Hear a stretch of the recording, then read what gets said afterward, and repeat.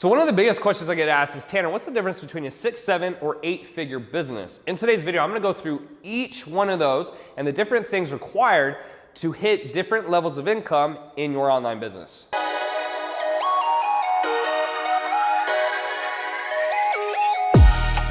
What's up guys, Tanner Chidester here, teaching you how to build profitable online businesses. Before I get into today's video, make sure you hit that subscribe button and the bell notification so you can get more info on how to successfully do this on your own, or hopefully maybe even work with me in the future. Now, getting right into today's video, there's 3 main differences between 6, 7, and 8-figure businesses. I wanna cover those today. All right guys, so the first difference between 6, 7, and 8-figure businesses is simply team size. When you're doing a 6-figure business, that's only $100,000 a year minimum, right? So you only have to be doing about $8,000 a month to actually be a 6-figure business, right? So what happens in that regard is typically you can either be a one-man show or have very few team members, 1, 2, 3 max. You don't need a lot of help. It's trim, you have a high amount of profit margin, so that's nice, but you're also not able to grow as fast as you want or make money quite as fast, okay?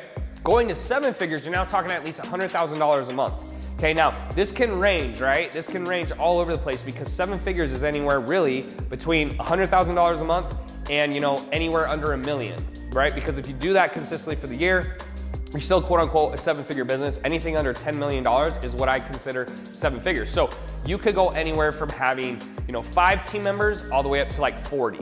Right? So it's gonna depend how much work you wanna do, how much profit margin you want, how much time off you want, stuff like that. But that has been the biggest difference for me in my 7-figure business. Now, once I hit 8 figures, not too much shifted.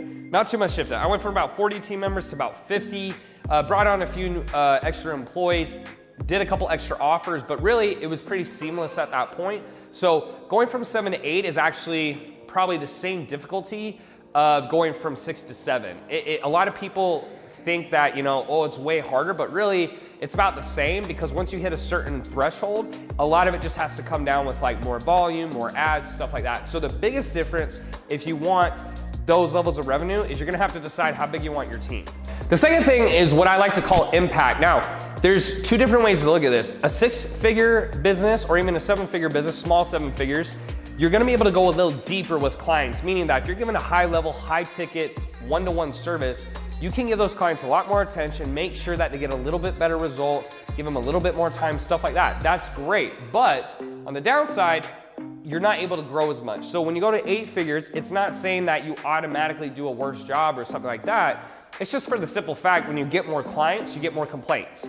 You get less skilled individuals. You get people who need more help, stuff like that. And so it can seem as if you're not giving as good a service, but that's something you'll have to be okay with. And that was hard for me, and that's also hard for other people at the beginning because I was doing my best. I was doing my very best to give people a good service, and I would still get complaints. And I'm like, man, I'm giving them one-to-one. I'm getting on calls with them. They're doing Zoom. We're giving them these templates. We're giving them these strategies. And I would still get complaints, and it was hard for me to kind of swallow. But over time, I realized that it's part of it, right? It's kind of like dating or being married. There's good and there's bad, and if you want to do it, you have to be okay with both sides. So that will be the second thing, is just understanding the difference in the fulfillment and maybe your outreach. I'd rather have a little impact with a lot of people than like very deep impact with a few people. And I think the only reason is like I look at stuff like Facebook, Uber, stuff like that, and it's just impacted the world. And to me, that's something that is important to me. I want to try to do something during my lifetime that has an impact over a lot of people in one way or the other.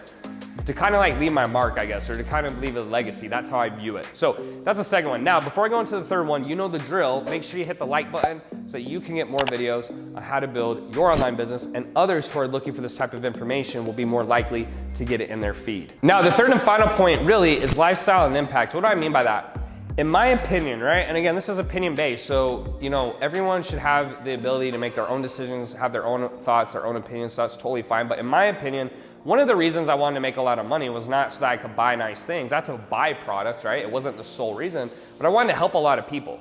And what I know for, just a fact is to help a lot of people, you have to have a lot of money.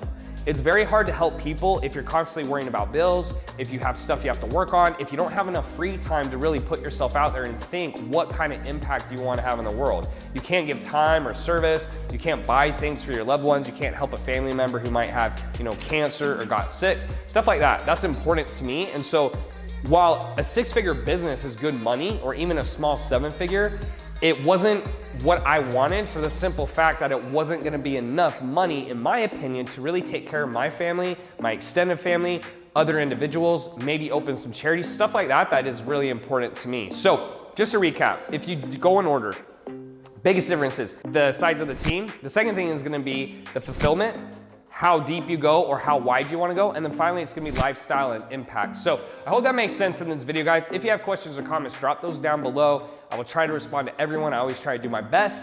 And as always, I will see you guys in the next video.